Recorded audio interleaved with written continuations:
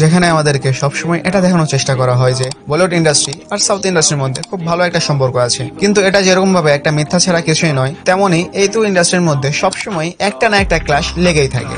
এমনকি এসআরকে আর প্রভাসও এই যুদ্ধে অংশ নিয়েছে, তো আবার এসআরকে কেউ এই ক্লাশের কারণে নানির কথা মনে করতে হয়েছে, তো আবার প্রভাসও এই ক্লাশের কারণে নানির কথা মনে করতে বাধ্য হয়েছে। তো চলো আজকে আমরা এরকমই কিছু বড় ক্লাশ সম্পর্কে জানবো, যেগুলো হয়তোবা তোমরা এর আগে জানতে না। নাম্বার 7, গাদার 2 ভার্সেস OMG 2 ভার্সেস জেইলার, যেখানে তিনটা মুভি একসাথে ক্লাশ করে। তার মধ্যে দুইটা ছিল বলিউড ইন্ডাস্ট্রির আর একটা ছিল সাউথ ইন্ডাস্ট্রির। এই ক্লাশে তিনটা মুভি একে অপরকে সমানভাবে টক্কর দেয়, যেখানে গাদার 2 তার সিকুয়েল ভ্যালু আর সানিবাজির 2.5 কেজির হাতের অ্যাকশন দেখানোর জন্য সকলেই অপেক্ষা করছিল, আর তার কারণেই 650 কোটি রুপির ম্যাসিভ একটা বিজনেস করে। OMG 2 যেটা ছিল খিলাড়ি অক্ষয় কুমারের, সেটাও খুব ভালো একটা রেসপন্স পায় আর 220 কোটি রুপির বিজনেস করে।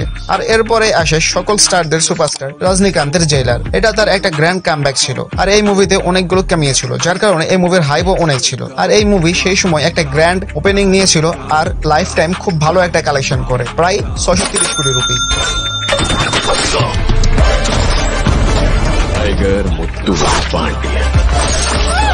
নাম্বার 6, সারা নরসিম্হা রেড্ডি ভার্সেস ওয়্যার, যেখানে সারা নরসিম্হা রেড্ডি তার স্টার কাস্ট আর হিস্টোরিক্যাল ড্রামা মুভি হওয়ার কারণে হাইপ অনেক ছিল রিলিজের আগেই। আর ওয়্যার যেখানে ঋত্বিক রোশন আর টাইগারের ফেস অফ দেখার জন্য সবাই অপেক্ষা করতেছিল, আর রিলিজের পর এই দুইটা মুভি খুব ভালো রিভিউ পায়। তবে সারা নরসিম্হা রেড্ডি এই মুভিটা তার দম ছেড়ে দেয়, মাত্র 240 কোটি রুপি কালেকশন করে। কিন্তু অন্যদিকে ওয়্যার তার ফেস আপ আর অ্যাকশনের কারণে একটা আলাদা লেভেলের হাইপ তৈরি করে, যার কারণে এই মুভিটা 450 কোটি রুপির ম্যাসিভ কালেকশন করে।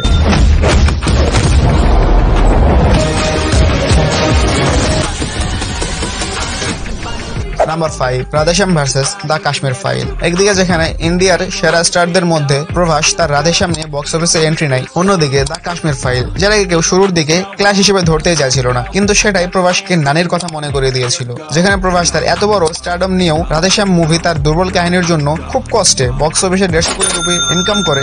অন্যদিকে দ্য কাশ্মীর ফাইল তার রিয়েল কাহিনীর জন্য 350 কোটি রুপির একটা ম্যাসিভ কালেকশন করে। নাম্বার 4, সম্রাট পৃথ্বীরাজ ভার্সেস বিক্রম। এই দুইটা মুভির হাইপ তো রিলিজের আগে অনেক ছিল, যেখানে অক্ষয় কুমার তার সম্রাট পৃথ্বীরাজ রোলের জন্য রিলিজের আগে সকলের কাছে একদম পারফেক্ট চয়েস মনে হচ্ছিল। আর অন্যদিকে প্রথমবারের মতো কমল হাসান আর লোকেশ কানাকরাজ কোলাপ করতে যাচ্ছিল, কিন্তু এই যুদ্ধের মোড় তখন ঘুরে যায় যখন এই দুইটা মুভি বক্স অফিসে রিলিজ করে। রিলিজের পর অক্ষয় কুমার তার এই সম্রাট পৃথ্বীরাজ মুভির জন্য খুব ট্রোল হতে থাকে সব জায়গা থেকেই, আর বিক্রম তার ইউনিক স্টোরি টেলিং আর অ্যাকশনের জন্য খুব প্রশংসা করায়, যার ফলে সম্রাট পৃথ্বীরাজ মুভিটা তার বাজেটও রিকভারি করতে পারে না, আর মাত্র 100 কোটি রুপি কালেকশন করে 300 কোটি বাজেটের ভিতরে। অন্যদিকে বিক্রম তার বাজেটের ডাবল ইনকাম করে 430 কোটি রুপির একটা গ্র্যান্ড কালেকশন করে, আর এটা কমল হাসানের একটা গ্র্যান্ড কামব্যাকও ছিল। নাম্বার 3, সিকান্দার ভার্সেস এল2 এম্পুরান, যেখানে ভাইজান সালমান খানের মুভি সিকান্দার যেটা তার কামব্যাক মনে করা হচ্ছিল, আর একদিকে মালায়ালাম ইন্ডাস্ট্রির মুভি এল2 এম্পুরান যেটা তার সিকুয়েল ভ্যালুর জন্য খুব হাইবে ছিল।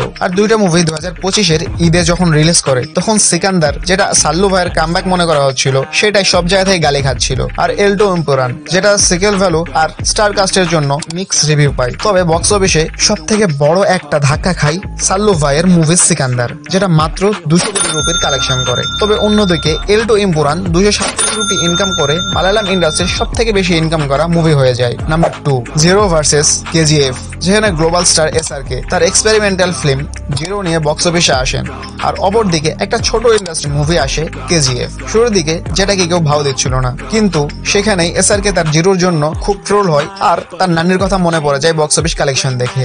মাত্র 200 কোটি রুপির ইনকাম করে, কিন্তু কানাডা ইন্ডাস্ট্রি তার প্যান ইন্ডিয়া স্টার রকি ভাই খ্যাত ইয়াশকে পেয়ে যায় এই কেজিএফ এর মাধ্যমে, আর এই মুভিটি সেই সময় 250 কোটি রুপির একটা ম্যাসিভ কালেকশন করে। নাম্বার 1, ডাঙ্কি ভার্সেস সালার, যেখানে ভারতের সব থেকে বড় দুইজন স্টারের মধ্যে একটা যুদ্ধ ঘোষণা হয়ে গেছিল। একদিকে এসআরকের মতো গ্লোবাল স্টার, আর অন্যদিকে সেই ডাইনোসর যার মাধ্যমে ইন্ডিয়ান ফিল্ম তার গ্লোবাল লেভেলে সুনাম পেয়েছিল। সেই প্রভাস আসছিল তার সালার নিয়ে, যেটা তার একটা গ্র্যান্ড কামব্যাক করাবে এই আশা ছিল তার ফ্যান্সরা। অন্যদিকে এসআরকে যে কিনা একই বছরের মধ্যে দুইটা 1000 কোটির মুভি দিয়ে ভেবেছিলেন হয়তোবা 3 নাম্বারটাও 1000 কোটি দিবে, যার কারণে তিনি খুব জোরে সোরে এটার প্রমোশন করতে লেগেছিল। কিন্তু রিলিজের পর এই দুইটা মুভি মিক্স রিভিউ পায়, কিন্তু তারপরেও এসআরকের মুভি বক্স অফিসে মাত্র 470 কোটি রুপি ইনকাম করে। আর অন্যদিকে ডাইনোসর তার পাওয়ার দেখায় সালার দিয়ে, আর বক্স অফিসের ওপেনিংও নিয়েছিল একটা গ্র্যান্ড, আর নতুন নতুন কিছু রেকর্ড তৈরি করেছিল। আর এই মুভিটি বক্স অফিসে অফিসে একটা গ্র্যান্ড কালেকশন করেছিল 715 কোটি রুপি। হয়তোবা এই মুভিটা ক্ল্যাশ না করলে 1000 কোটির গন্ডি বেরিয়ে যেত। আর 2 দিন পর হতে যাচ্ছে এই বছরের সবচেয়ে বড় ক্ল্যাশ, কুলি ভার্সেস ওয়ার 2। তো আমি বিশেষ করে কুলির জন্য অপেক্ষা করছি। তো তুমি কোন মুভির জন্য অপেক্ষা করছো কমেন্টে জানাও। আর ভিডিওটি কেমন লাগলো, যদি ভালো লাগে তাহলে লাইক করে সাবস্ক্রাইব করে